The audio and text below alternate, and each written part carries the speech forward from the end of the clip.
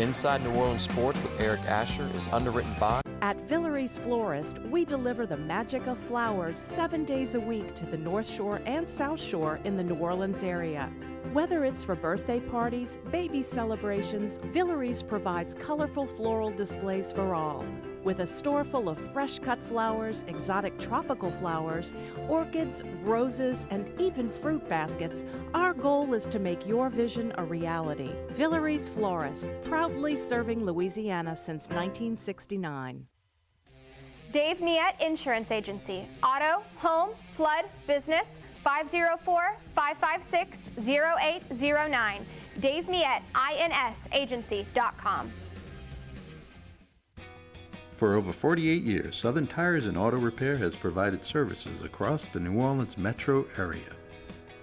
Southern Tires offers a range of tires for all vehicles and ATVs. We also have a full suite of auto repair options, including brake repair, rim repair, custom exhaust, steering and suspension, tire siping, and so much more. Southern Tires and Auto Repair, 2550 Hickory Avenue in Metairie. C&C Drugs is a family-owned pharmacy that's been serving Southeast Louisiana for over 50 years. Whether you need help taking care of an elderly family member, a growing child, or even a pet, C&C provides patient-centered care for your entire family. C&C Drugs, large enough to serve you, small enough to know you. Locations in Mandeville and Arabi.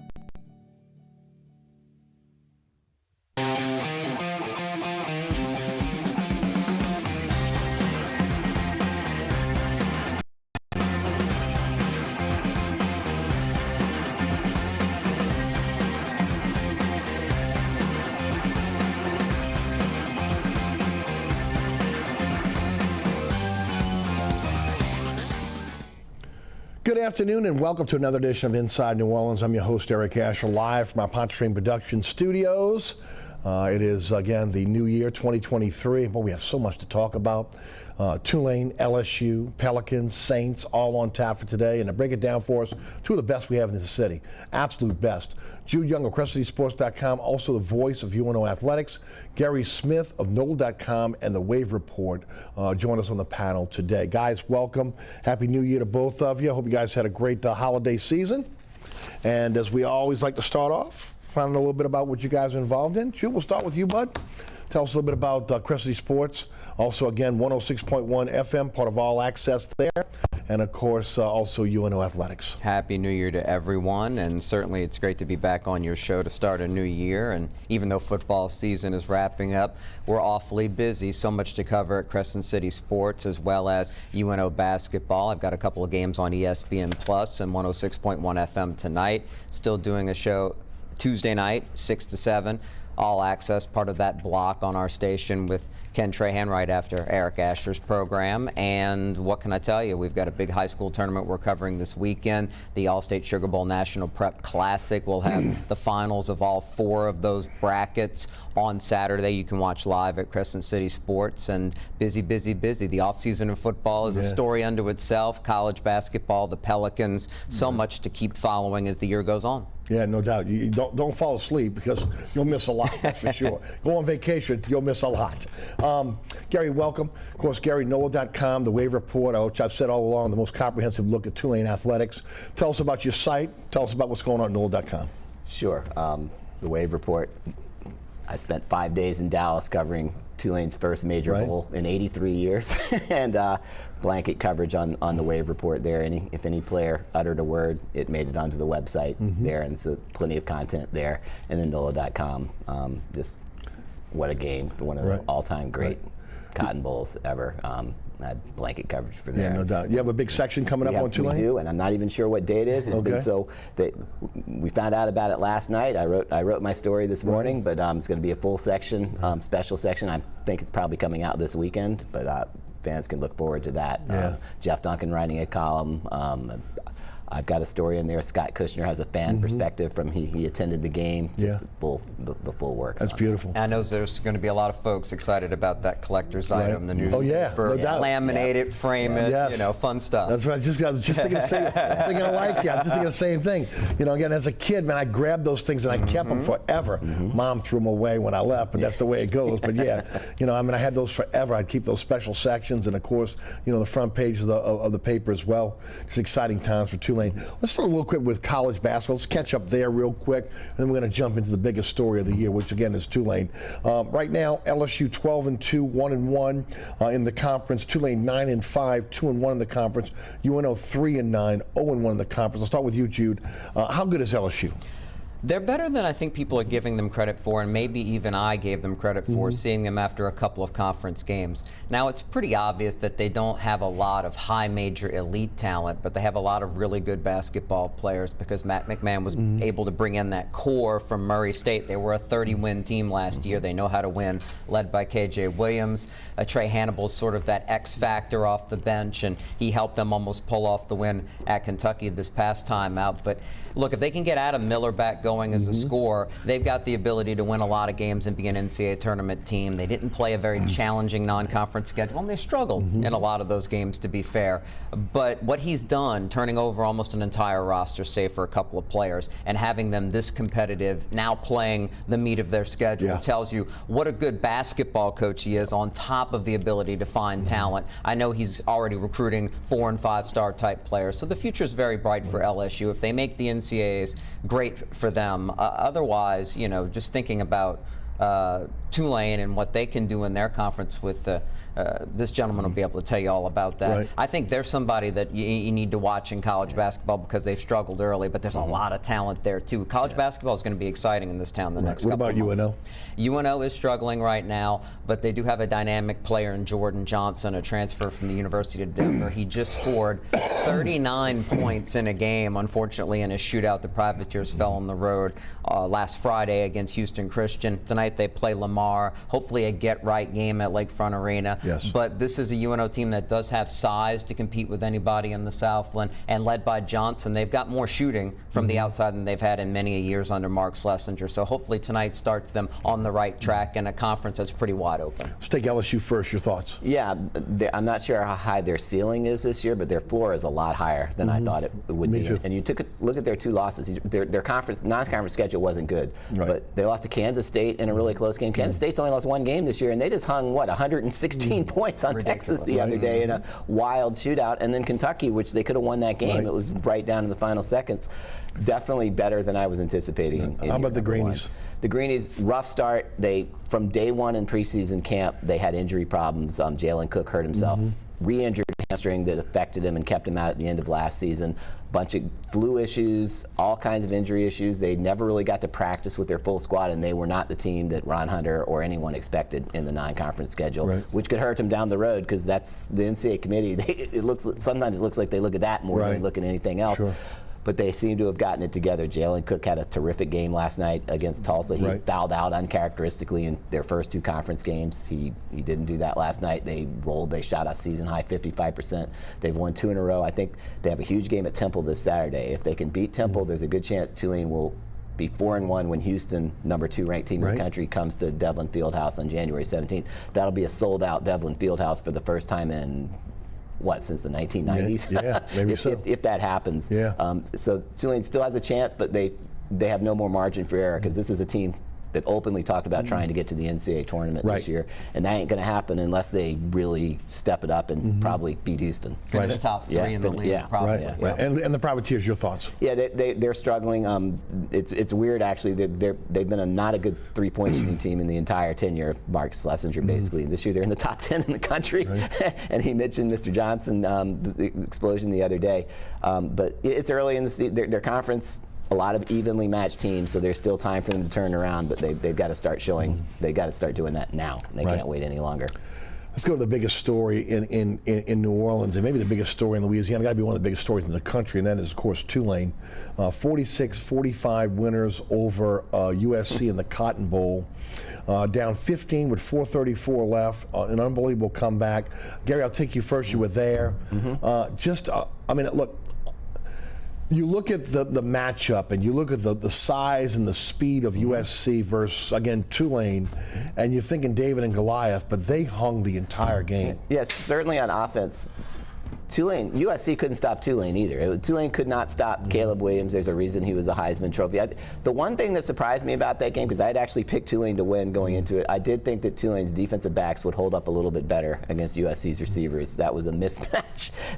Guys were running open all game long. They just couldn't handle them. That was where the talent disparity came in. But Tulane's offense was pretty much just as unstoppable. They stopped themselves. Jaquan Jackson dropped a pass on a late first half possession when they had a chance to go tie it. Ended up being down 14. Their first possession they didn't score. Other than that, they were pretty much going up and down the field. And Tyjae Spears, I really think he's the best running back in the country in college football. Oh yeah. And so their offense gave them a chance to win. They needed some help from USC in the last 4 minutes. I think USC took their foot off the gas, kicked a field goal they didn't need to kick when Tulane couldn't stop them, gave Tulane a chance, and this is a resilient football team that if you give them a chance, they're going to kick the door down, and Tulane was able to do that. I did want to ask you about two things. Number one, you said it on my radio show going into the game that you had watched a lot of USC football, that Tulane would be able to move the ball on USC, and they were. Defensively, I was screaming at the television with Hampton, rushing 3 and dropping 8, which again gave the Heisman Trophy winner all day long to throw the ball.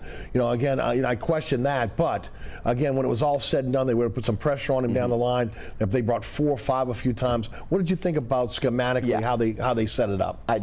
I can understand why they had that plan going in. I couldn't quite understand why they didn't change that plan, because clearly they didn't feel like they could really sack him. So they were doing that controlled rush thing that you see in the NFL against Lamar Jackson, trying to keep him in the pocket. Couple things. Their secondary couldn't hold up that long. They couldn't. Guys, that plan didn't work. And second of all, they couldn't keep him in the pocket anyway. Even with that strategy, he went wherever the heck he wanted, and he still wasn't 100% in that he didn't want to run. He didn't want to hurt his hamstring again, but he was elusive enough that he was unsackable, and so he would just run around avoiding guys until the receiver came open. And I even tweeted at halftime that Tulane needed that there were no good game plans against him and USC, but that they needed to start pressuring him because what they were doing wasn't working, and it really never worked on defense. USC scored pretty much every time they had the ball, except for a terrific interception by Jarius Monroe on an underthrown ball, and then another time where a guy was wide open 20 yards behind everybody, and he threw it, and the guy caught it out of bounds. But no, I wasn't a big fan of what they were doing defensively in that game, but they trusted their offense, and they were. And they came through defensively when they had to down the goal line. When USC thankfully ran the ball, because at their own 1 yard line, okay, I can understand why they did it on the first down, but when they almost got a safety on the first down, and let's put it this way, if Caleb Williams had taken the snap, dropped the ball on the ground, and let Tulane recover it for a touchdown, USC would have been in a better position than they were by giving up a safety. That was the one thing you can't do. And after almost getting a safety on the first play, they did again, and Patrick Jenkins, one of the 10 transfer portal studs that Tulane brought in from TCU, made a terrific play, beat his block, stuffed the running back, knocked him backwards, and then at that moment, I think everybody in the stadium knew that Tulane might not win the game, but that Tulane had a heck of a chance to win the game at that point, because they were going to have the ball in a 6-point deficit. No doubt. Your thoughts on just take it. Let's not confuse the idea that just because Tulane had this amazing comeback down 15 that they were some sort of massive underdog. Maybe nationally they want to compare this game to the Boise State upset of Oklahoma, but that's not what this was. This was a game where Tulane was no more than a 2-point underdog anywhere I looked, and that's with the best player on the field being the best player in college football and showing it throughout most of the game. Caleb Williams was tremendous. As far as the game plan goes, I understood it because they didn't want to get a game where there were explosive plays and quick scoring drives. That's why USC's first scoring drive, 9 minutes. They wanted to make USC move it down the field. The more plays they have to run, the chances to make mistakes. We saw the one interception when a little too confident. Caleb Williams, who is basically Patrick Mahomes 2.0, got too confident with his arm on the scramble and made that mistake. You hope the other players who are good players on the Trojans would make mistakes. You could get a few penalties. You could get a drop pass here and there, and it worked. Barely, because you were fortunate that USC made key mistakes and that Lincoln Riley showed that Tulane certainly had the better coaching staff on the sidelines for this football game. I think that was evident, particularly down the stretch. But when they had their chance to come back, they made all the plays they needed to do so. They showed their overall talent on offense, not just Tajay Spears, who's tremendous, but Michael Pratt and his maturity, the fact that they have weapons at wide receiver that can take advantage of those matchups and come up with some big plays, and they weren't even fully healthy at tight end and had somebody be able to step up and make plays for them. So all of that tells you that the recruiting, the roster building, and the idea that this team was able to be successful all season long because of the adversity they had gone through last year and sticking together in the off season and believing that, hey, we just have to win the next play, not worry about the big picture. That's why they won and why USC lost focus, the kickoff bobble at the 1-yard line, moments like that. They thought that they had the game won going up 15. Tulane never gave up hope. No, that's true. And to Jude's point, Tulane, a 1.5, 2-point underdog. There had never been a Group of 5 conference team that was less than a touchdown underdog. Not even those the UCF teams, none of them. They were all at least a touchdown underdog. So that tells you how much respect Tulane had from the people who know what they're doing, that this was not a mismatch going in, or that Tulane was going to have to play this miracle game to hang with them. It was a mismatch. When Tulane's offense had the ball, it was a bit of a mismatch because USC is so fundamentally unsound defensively. They actually covered Tulane's receivers pretty well, except when they didn't. I mean, Michael Pratt completed only 8 passes, 9 passes. He completed less than half of them, but they were all huge plays where, and again, this is what Tulane didn't have in the past. Got playmakers who could turn the 15-yard, 20-yard catch into a 60, 70-yard catch. And Michael Pratt, another just tremendous gutty performance. 50-yard run. They're down 14-0. They run a fake jet sweep. The entire USC roster runs like it's a student body left in their old days. And he runs to his right, and there's nobody there. And he made a heady, good ball fake, all of that, 50 yards. That let you know that Tulane wasn't going to roll over by any means. In this. Especially that last drive, again, him just taking off. You know, it's not there and then running. And there wasn't a big hole there. There were a couple of guys who had a shot at him, and he was heady enough and smart enough to find a way to get that first down. Do you remember the season opener a year ago at Oklahoma? That end of that game was playing out the same way. And Michael Pratt against Lincoln Riley had to run to convert a 4th down. Looked like Tulane might stall after that at midfield, but this time they made the plays. And that was the first thing Michael Pratt mentioned after the game, is he was actually thinking about it on the run. It was that I got to get this first down because I came up less than a yard short last year, and this could be the difference in winning and losing, just like it was last year, and he was right. Being there, being in that atmosphere, talk about it. Talk about the Tulane fans coming out in droves and really taking over that stadium. Yeah, they really did. I grew up in New Orleans. Both of my parents went to Tulane. I did not know Tulane had that many living fans left. It was they did take. You could tell. I could tell going in it was going to be like that because Tulane fans had taken over downtown a couple of days before the game. I knew people were talking about they bought 12, 15 tickets, stuff like that. But it was really impressive. I was sure going in, because it was 2 private schools, one USC that was thought they were going to be playing in the playoff, that it was going to be the lowest attended Cotton Bowl. Non-COVID Cotton Bowl ever, and also because bowl attendance is going down every year anyway because the more and more emphasis on the playoff. And they had more people at that game than for the Memphis-Penn State game at the same site the last time a Group of 5 team went there. And I don't think anybody would have predicted that going in. And it wasn't just that the Tulane fans were there. They were there and they were in it. They were actually involved in the game. It wasn't like they were just there for the party. They really were into it, and they did take over that stadium. And I actually thought USC's turnout was better than I was expecting because I didn't see any USC fans. The thing is, USC has a pretty good alumni base in that area. I don't think too many people traveled from USC for that game, but I was expecting their half of the stadium to be empty, and theirs was not as bad as I was expecting, and then the Tulane side was full. That was really impressive. It's interesting that Memphis, Penn State, Cotton Bowl you mentioned. I was at Memphis broadcasting a UNL Memphis game when they were top 10 in the country, and the arena was empty and the game was on TV.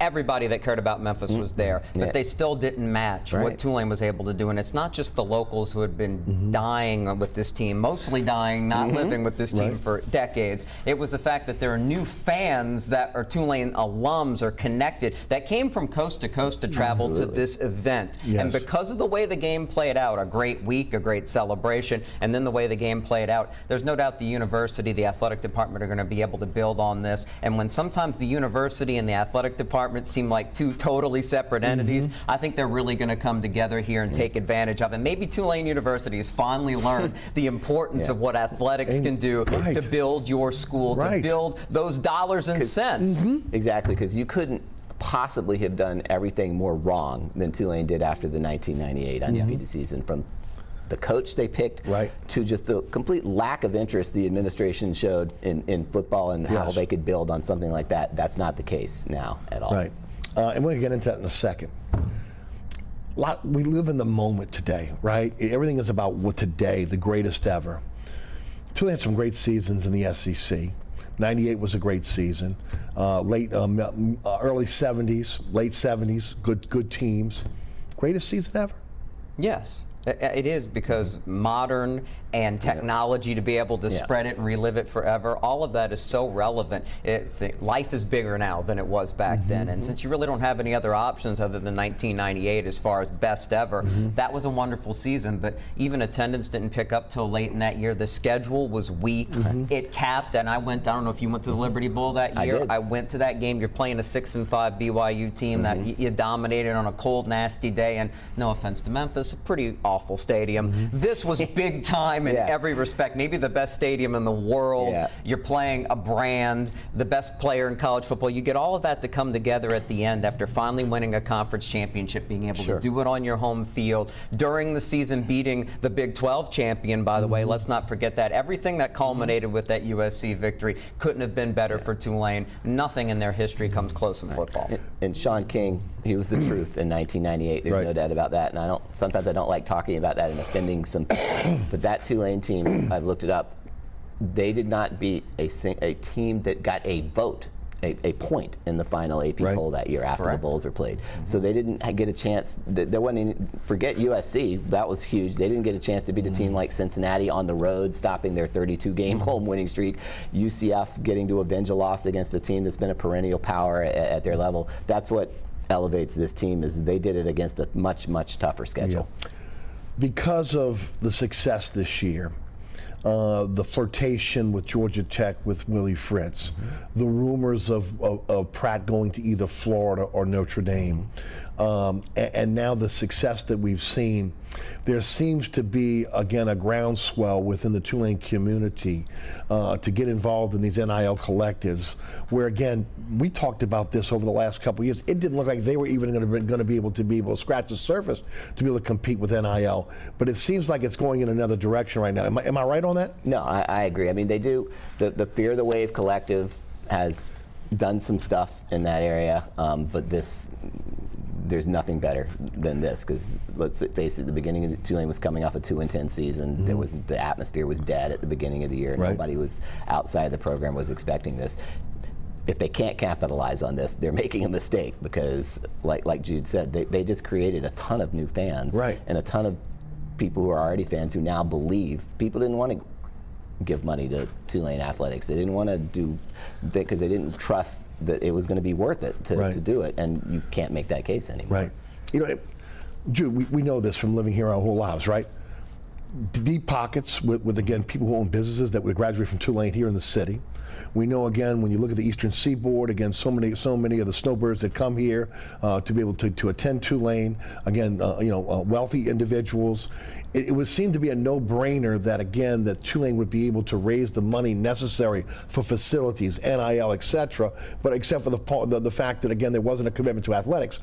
There at least seems to be, from Troy Dennis saying, a commitment to athletics now. And they had to make that commitment to Willie Fritz with the Georgia Tech situation moving forward, because I think he was more concerned with not just money for himself. He was going to get a raise no matter what, but for his coaches, the idea of an indoor practice facility is huge. They're going to have to figure out where to put it, but they will make that happen, I believe, now because of this season and those promises. And again, you can't say enough about the guys like Pratt, like Spears, like the two fantastic linebackers, Dorian Williams, Nick Anderson, all these players that were valuable commodities that could have taken off, and they decided to stay around. It takes special people like that and a special coach like Fritz. No matter how far along the road you think he might have been with Georgia Tech, in the end, what he wants to do is finish off something special that he can be remembered for forever here at Tulane. I think he's here to stay now, and they have a chance to do something really great. And again, it is up to the school to fully take advantage of that this time, not only fulfill those promises, but then be aggressive, which they showed the ability to be after the Kansas State win.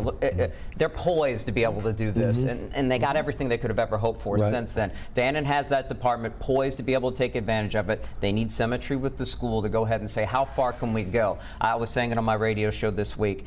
You've got a chance to dominate now a weaker conference with Cincinnati, Houston, and Central Florida leaving, and some other schools, Conference USA coming in, that you have a chance to be the dominant program in that league. And by 2030, maybe the last great realignment I think is going to come because of the ACC's contract situation. Tulane can be in that number. Athletically and academically, they would be attractive to the Pac-12, Big 12, or ACC if they fully take advantage of the next 5 years or so. At the Tulane basketball game last night, Michael Fitz was in attendance. I can't remember the last time. This was a weekday game against Tulsa. I can't remember the last time I saw any Tulane president at a just a regular event that wasn't a championship game or anything, or a bowl game or something like that. So that they need to carry through now with this momentum, and they need to do everything possible going forward for that indoor practice facility, stuff like that. There's still a lot of details to be worked on that, but this is the first time where there have been people in place where it could happen.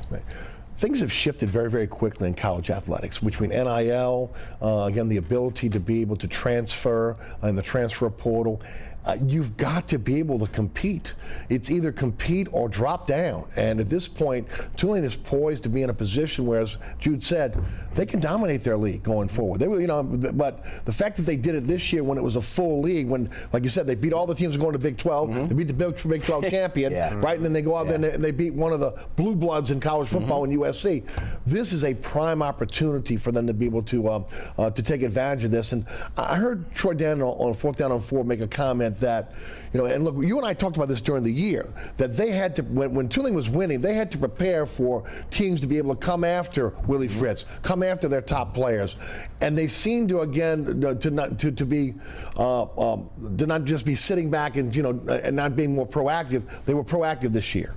No question about it. Now, I do think they may have gotten a little fortunate with Willie Fritz, and that Georgia Tech handled it as badly as they did, because Willie Fritz is an honorable man, and I don't really say that about a whole lot of coaches. You are so right. Even coaches that I like, but when they were trying to give him an ultimatum to make it official, an announcement before the game, that was a no-sell with him, and we don't know what would have. He might have backtracked anyway, because certainly we can see now there's a lot of reasons to stay at Tulane, but that sealed the deal. There was no way that he was leaving when he was when a school was forcing him to do something that he didn't want to do before he took the job. And timing is everything. Why were the New Orleans Saints saved as a franchise? Because the Miami Dolphins made a mistake evaluating Drew Brees. Changed the course of history.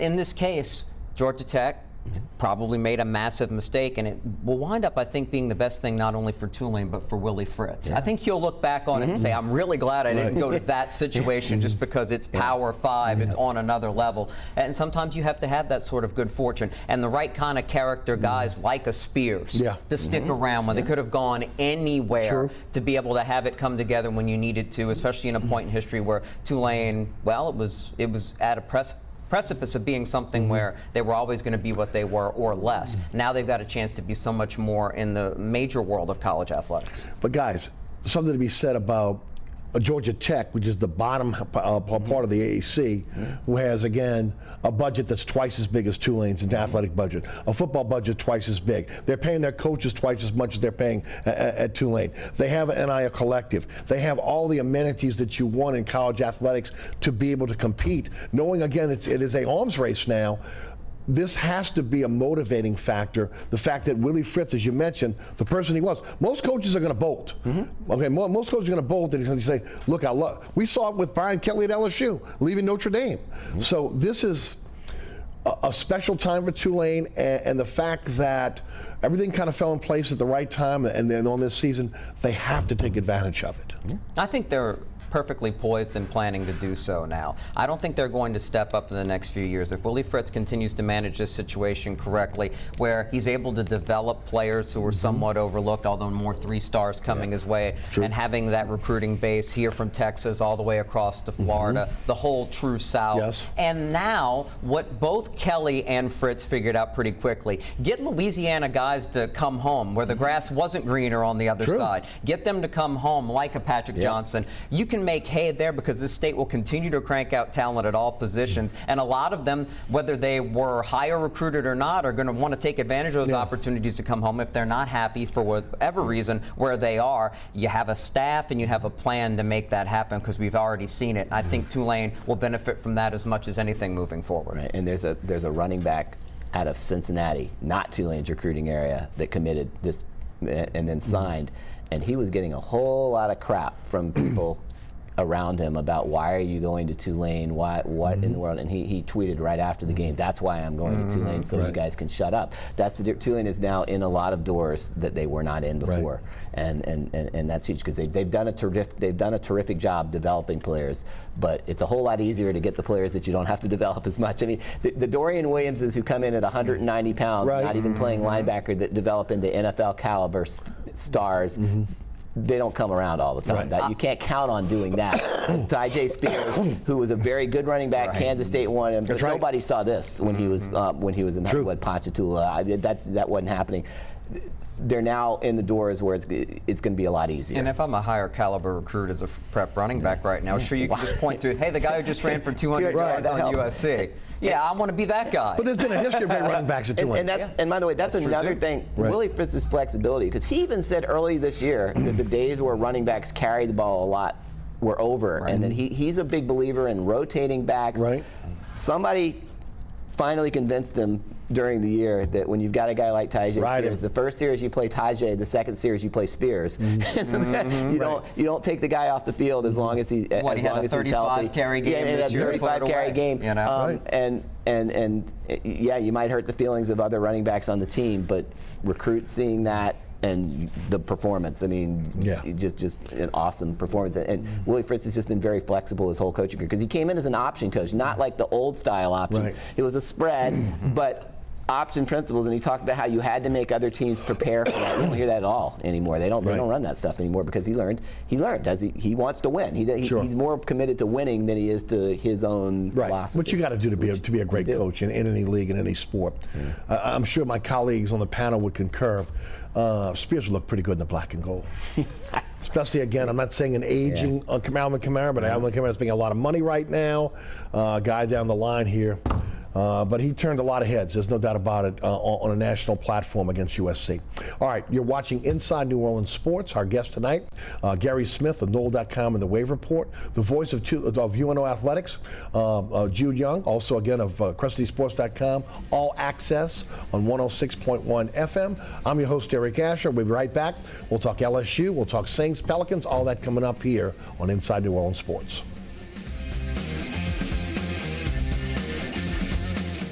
Air Conditioning, Heating, and Refrigeration has been family owned and operated since 1989. Burkhart has energy-efficient solutions and offers brands such as Mitsubishi ductless AC units and Amana, the only manufacturer with a lifetime unit replacement warranty. Burkhart's offers maintenance bundle packages that include servicing your AC, generator, and tankless water heater. For more information on the services Burkhart's provides, visit acpromise.com. Burkhart's Air Conditioning, Heating, and Refrigeration, providing comfort for life.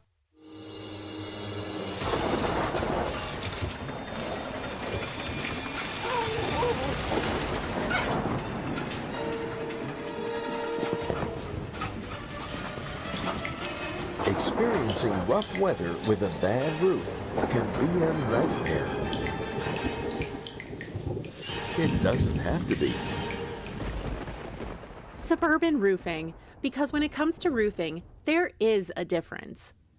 Located at 3701 Iberville Street in Mid-City is Katie's Restaurant and Bar. Open 7 days a week, Katie's offers daily specials for lunch, dinner, and Sunday brunch. Serving New Orleans cuisine such as fried shrimp platters, grilled redfish, and a fully stocked bar. And don't forget about our expanded event seating and local entertainment. Featured on the Best of Food Network's Diners, Drive-Ins, and Dives, Katie's Restaurant and Bar. Welcome back to Inside New Orleans Sports. Jude Young, Guerry Smith, our guests this evening. All right, let's jump into LSU. 62-7 winners over Purdue in the Citrus Bowl. They cap another great season. 10 wins, SEC West Championship, berth in the SEC championship game, coming off again what was last year, which was the debacle. Just a couple years removed from, again, the greatest team of all time in 2019. To see this team rise with 39 scholarship players to where they were, I think it says, first of all, you got to point to Kelly, much like you have to point to Fritz at Tulane on again why the turnaround so quickly, the foundation that he laid from the second that he took the job, and you saw it pay dividends all the way throughout the season. We talked about how historic the turnaround was at Tulane, and yet what LSU was able to accomplish was even harder because you had a culture issue, you had a lack of numbers issue, you didn't have the leaders at these key positions, and Kelly was able to come in here with this staff, take advantage of his recruiting connections, not really having local ones yet, and totally restock a roster and make it a winner. Sure, good fortune has to come into play, just like you had to have the type of character with the Green Wave players that you had for that thing to work. At LSU, you really had to have a little bit of fortune as far as the state of the SEC West this year being pretty weak, and like every program seemed a bit weaker than its best or a lot weaker. The Tigers took advantage of that. Hey, you got to be lucky sometimes. If quarterback KJ Jefferson is playing for Arkansas the game after Alabama, LSU gets blown out in Fayetteville. Instead, they escape 13-10 because they didn't have a quality backup quarterback. You survived that game. But other than that, what Kelly was able to do, culminating with the bowl game and dealing with more opt-outs, but still having young players ready to play, changing the defensive scheme on the run, that just shows the overall abilities of a coach to not only build a roster, but coach it to its potential, build the right kind of coaching staff. And this man did all of that in one calendar year. Yeah. It's absolutely astounding. It really is. And what he did from the beginning, Guerry, is again, when he set this foundation, putting it on the players to police themselves, bringing the discipline that was lost when, I mean, you really have to go back to Saban for that type of discipline, because Miles wasn't a disciplinarian, and when we know that, again, that O wasn't a disciplinarian, and all of a sudden, again, you're taking a bunch of kids who had not had a lot of discipline and saying, okay, it's on you. You're going to have to police each other. You're going to have to go out and do the workouts. You're going to have to make sure, again, that you're going to class, that you're doing the things you need to do to have a successful program. And they responded. Yeah. I mean, look, Kelly's a really good coach. He'd already proven that. When he was at Cincinnati, I covered the Sugar Bowl when when Florida blew out Cincinnati. He was gone. He had taken the Notre Dame job, but they'd gone undefeated. They're really good now. They weren't doing any of that stuff before he was the coach. Then he goes to Notre Dame. They'd been down for a long time. People make fun of them because they weren't really a national championship contender. They played for the national championship in a two-team system against Alabama after beating Oklahoma on the road when Oklahoma was still a top program.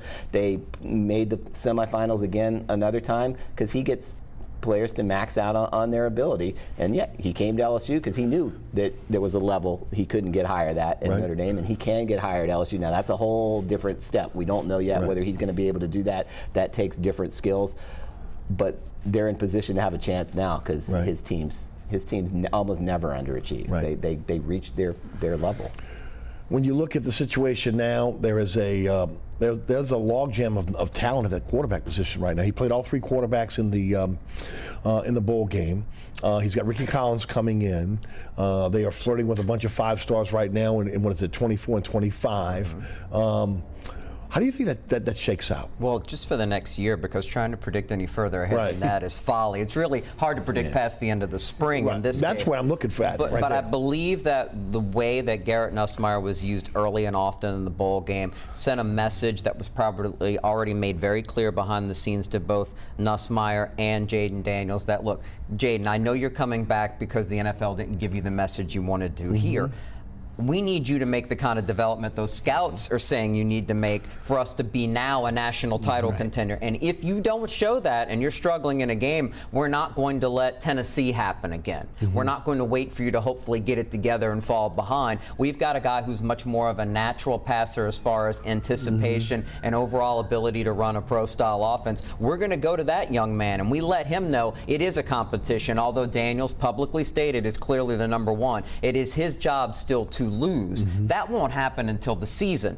But we'll see how Nussmeier feels if he outplays Daniels in the spring and then realizes, well, I can go someplace else and be guaranteed to play right now. It's a calculated risk that he'll have to take, that it'll work out his way, and that Daniels won't take those next steps. Because if it's the same Jaden Daniels we saw this year, as great as he was, with warts and all, and just focusing on the warts, Garrett Nussmeier is going to play significant snaps even if Daniels doesn't get hurt, because LSU's moving back to that tier, the top tier, where the goal is to win the SEC and play for the national championship. And the Daniels we saw this year is not good enough to get them to that level. That doesn't mean Daniels can't make significant improvement and go that route. If I'm Nussmeier, I'm staying around and taking a gamble on myself and what I'm seeing and probably hearing about Daniels. That would be perfect for LSU, even if it doesn't happen. The third stringer, Walker Howard, I believe that he is a special quarterback as well and can run that offense passing game wise to its fullest potential. So LSU's in really good shape regardless of what Nussmeier decides. Can they hold on to all three coming out of spring? That's the big question. It's up to Nussmeier. It's up to, I don't think anything's going to change between now and the end of spring. The situation I laid out, I think, is how it stands, and it's going to be a gamble for Nussmeier with no guarantees he's ever going to take the #1 snaps, barring injury. But I would take that gamble knowing that I took that red shirt last year. I've got more time. What's the rush as long as you get it right in the end and play for a program where all reports say he really loves it at LSU. He really loves the staff now. So the grass isn't always greener. He has to make the right decision. And I think the fact that his father, Doug Nussmeier, has been an NFL player and a big-time college coordinator, he understands, and an NFL coach, he understands the bigger picture. And his son's probably going to be patient if the answer to his father is, you know what, I'm happy at LSU. Then, son, keep working, you'll get your chance. That's what I think will happen. But still no guarantees, because those whispers in his ear, there's some big-time college programs that could use a quarterback of his caliber that will start him this fall. No doubt. Piggyback on that. Your thoughts? I completely agree with everything he just said. Now, Nussmeier, his skill set fits more what Brian Kelly has done in his whole coaching career. There were times when Jaden Daniels was terrific this year where they won games because of him, but you can't have those games where you can't hit the broadside of a barn on a pass. You can't, if you're going to win the conference championship. That can't happen. If he improves in those areas, I think he'll be the starting quarterback all of next year. But there's no way to predict whether he'll do that. And it's up to Nussmeier. I agree. If I'm Nussmeier, I would stay too, because I think there's just the way that the game works. Injuries, one ineffective game, he's good enough. I agree with him. I don't think the hook's going to be long. I think it's going to be a short hook. If I'm him, I stick around, because he could end up being the quarterback that leads LSU back to an SEC championship. 4 college seasons that Daniels has been a starter now at the Power 5 level. You can talk about mismanagement perhaps in the first 3 at Arizona State, but sometimes you get to a point where you are what you are when it comes to that extra ability that the special quarterbacks have to be able to anticipate ahead of time. Pre-snap reads and confidence in throwing the ball where it needs to be before the receiver get there. That separates true pro quarterbacks from guys who can just be successful in college.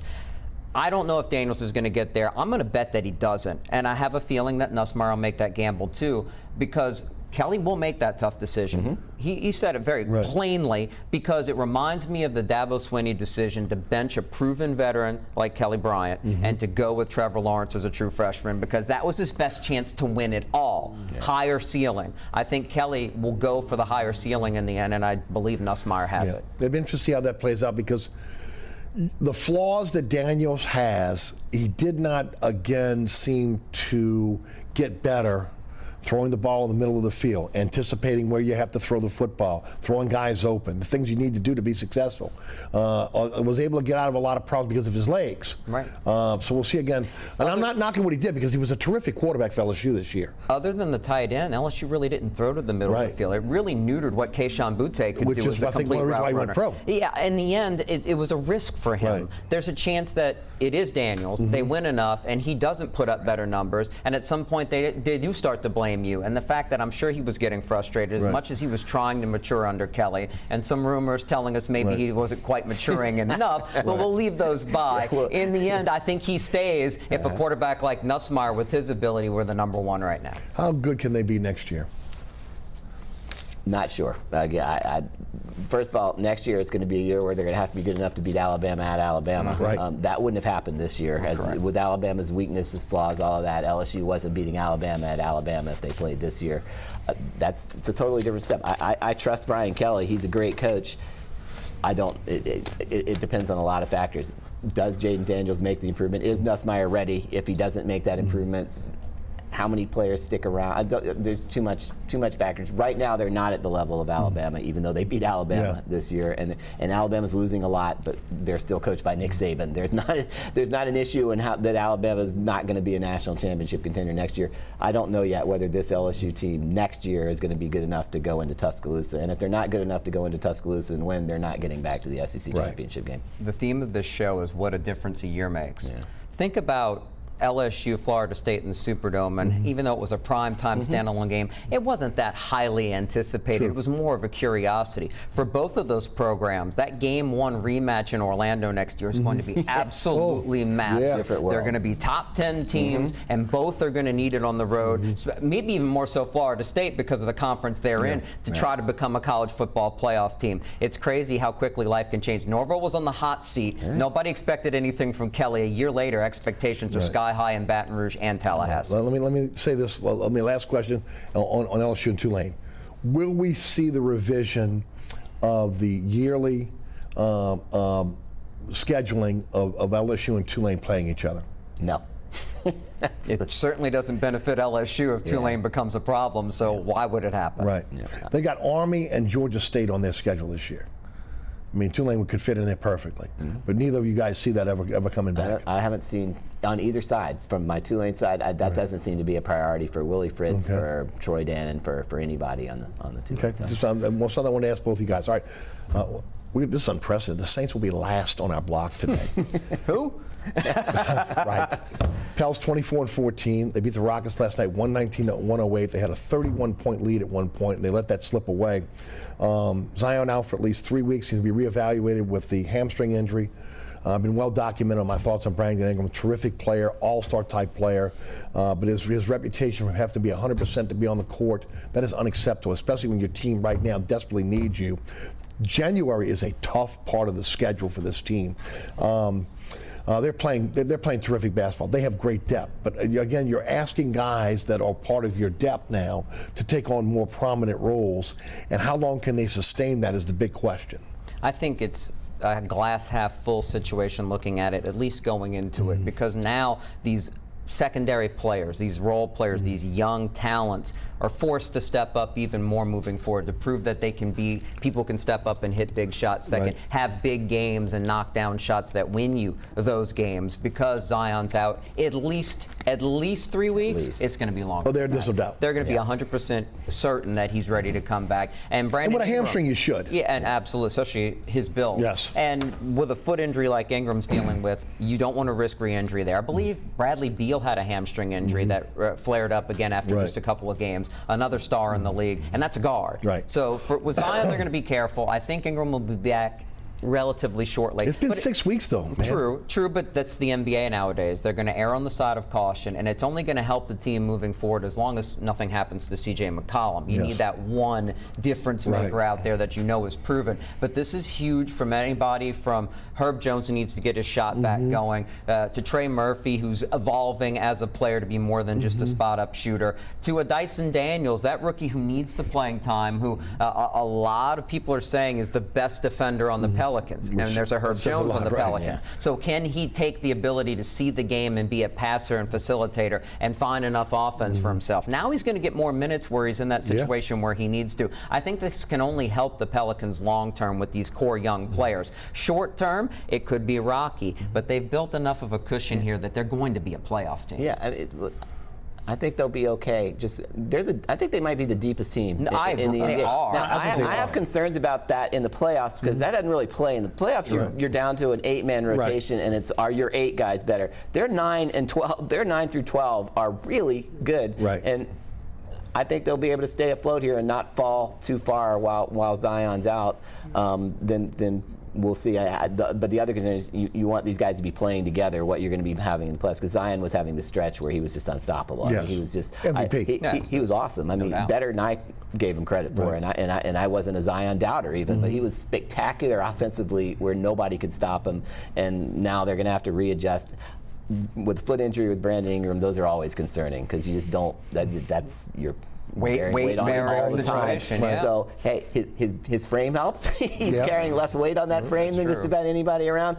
But they're going to need, obviously they're going to need both of those guys to make a run healthy, to make a run in the playoffs. But I don't think they're going to fall too far even without their 2 star players because of their depth. Best home record in the history of the franchise as of right now, but yet under 500 on the road. They've got to be able to pick that up. But most teams are. Look at the teams at the top of the West: Memphis, Denver, Rising, Mavs. About the same type of home records and trying to stay afloat and be around 500 on the road. So that's not a concern. They're right where they need to be in the league. I think the big concern moving forward is the idea that what doesn't help you is how many games. It's been 10 or less that Ingram and Williamson have played together. It is. They need to be able to develop chemistry for that final best 8 postseason scenario, that they're comfortable with each other, knowing when to defer to one another, to be able to play off of each other. And this is going to be a lot of lost time in that category. That's a great point. And they didn't have good chemistry in the past. They kind of, even though they're totally different players, they kind of occupy the same spots.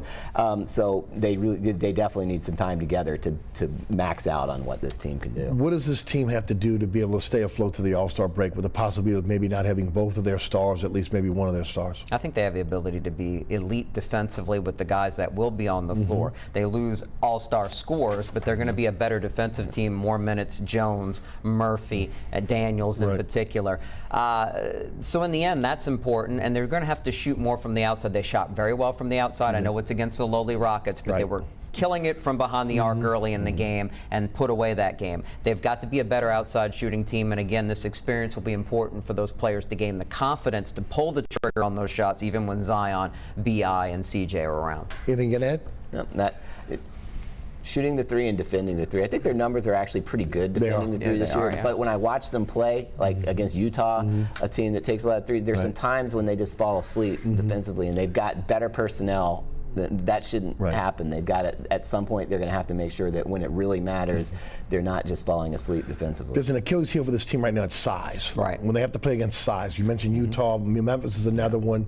They seem to have trouble with those teams. We'll see how that plays out as they get everyone back. All right, before we get into the Saints, got to talk about DeMar Hamlin. Brain function good today. Remarkable improvement in the last 24 hours. He's still critically ill. How do you think this affects? I was a little kid in 1972 when the Detroit Lion player died. Well, I saw the Stingley play as a kid growing up. We've seen the Hank Gathers situation in terms of basketball. They've had multiple soccer players that have had an issue over the last couple years. Tulane has a history. Tulane has the history, obviously, again with Devin Walker. Devin Walker. How does it change the sport at all, or is this a blip? No, it's a blip. These things are going to happen. When Christian Eriksen, the star soccer player, no contact, drops on the court, go back to Hank Gathers. This is more aligned to those situations than the violence of football and the head-on-head collision. This was just a freakish thing. According to cardiologists that looked at it, I'm pretty sure they have the nail on the head. The right just contact to the chest that doesn't even have to be like devastating contact that can hit the heart at the wrong time. This can happen. You worry about the individual players who were so close to it and so close to him and psychologically how it affects them, but it's not going to have any long-term effect on the game. It's more about the head and neck safety moving forward that could be a threat to football as we know it. Yeah, this was an outlier. It was a horrible situation. But it's not. the people who start talking about the violence of football, and that's a legitimate issue. Surely. Of course. But not in this case. This was a fluke. Okay, let's get to the Saints. Again, winners of 3 in a row. Carolina, the Dome, to end the season 7-9 right now. They will not make the playoffs. Dennis Allen is going to return. Again, that is a given. I am not in favor of that, but that is going to happen. What happened? What happened this year? Well, how is this team? How is this team not, with the players they have? How is this team not better? It took a long time to gel. You did have enough injuries on both sides of the ball, particularly defensively, that took away the ability for them to play like they have played the last 4 games, like they've played half the season where they've been dominant defensively. But even during this winning streak, you see the issue is if you don't have a dynamic quarterback, if you have a few injuries here and there and it makes you a team that struggles just to get to 20 points, sure, you're going to have to be lucky in the coin toss games that are going to evolve to be able to win enough games. In the end, if the Saints simply take care of a 16-3 lead at Tampa, they're resting their starters this week and getting ready for a playoff game. And that's why, even though I'm not a believer in Dennis Allen long term, they've done enough. They didn't quit. They came back from the bye after a devastating loss, and they won 3 games in a row. The man deserves to come back, and it's up to the front office to be able to see what they can do to better the odds that quarterback works out next year, because they're going to continue to coach to try to, to run the roster, to build the roster to try to win the division and be a playoff team. And a weakened NFC and flat out terrible right now NFC South that's going to get worse with a lot of the stars for the Bucs getting a year older, and Tom Brady's leaving town. Yeah, I'm no Dennis Allen fan or supporter myself, but I do think he deserves another chance. Deserved. And I actually think there's some outliers. One, the injuries are real. They had a ton of injuries. Surely. I agree. And the second is the turnover situation. One of my lines that I use, and I was proven wrong week after week this year, is that turnovers are the biggest reflective stat in football of what your record is and whether you will win the game. But it's the least predictive stat. It's volatile. It changes week to week. Sure. For 11 weeks, every week, the Saints were just miserable in the turnover thing. Maybe that's coaching. I'm not convinced that that's coaching. The last 3 games that the Saints have won, all of them turned when their defense forced just one. All they need, one turnover in each game. They're maybe about to lose the Atlanta game, a game where they dominated and had done their usual stuff. They force a fumble, get it in the air, and win the game. Then Cleveland, tie game, incredibly cold weather. They get a deflected interception. That sets up the winning score. And then Philadelphia, their offense has gone in reverse. It's a 1-score game. Marshawn Lattimore picks it off and runs for a touchdown. If that had happened earlier in the year, I don't think we'd be talking about this stuff. But you cannot win in football when you're losing the turnover battle. Or self-inflicted wounds. And on the flip side, yes, Alvin Kamara ball security, definitely Mark Ingram. And I blame the entire organization for playing a washed-up running back repeatedly. Even one who had injured his knee clearly in that Bucs game. Everybody's mad at Mark Ingram for running out of bounds. That man was in severe pain. And that's on the team, on the sidelines, the coaching staff, the medical staff. That should have never happened because they didn't trust Alvin Kamara's ball security in that situation. The whole deal is mind-blowing. Those type of mistakes can't happen from a leadership perspective as far as the coaching goes. Well, one-word answer here. Is this an underachieving team or an aging team?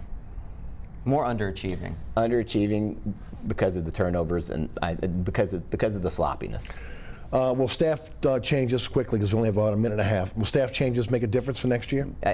One way or the other. I think they need a new offensive coordinator, a new voice, a new mind in order to get more out of that talent, which is actually moving into next year looking like a pretty good group.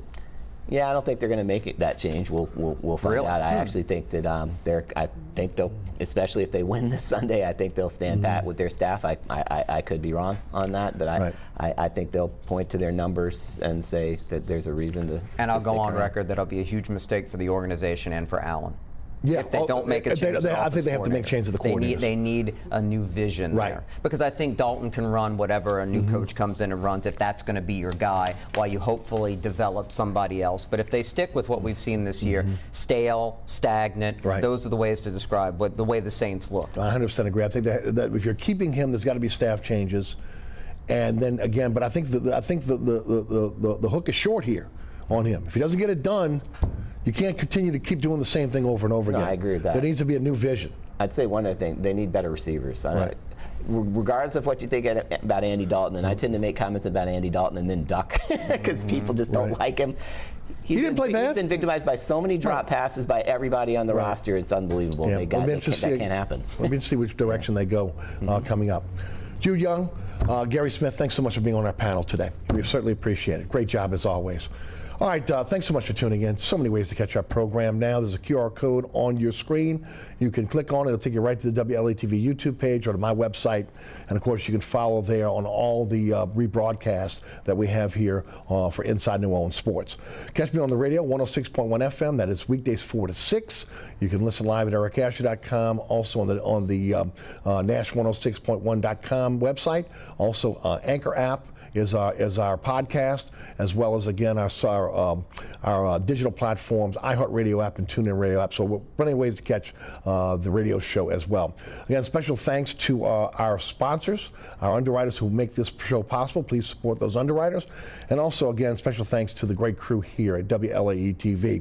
Ron Yeager, Jim Dotson, Logan Rafia, Alex Chacon, and our great director, William Hill. For Guerry Smith, for Jude Young, I'm Eric Asher. Thanks so much for tuning in. We'll see you next week for another edition of Inside New Orleans Sports.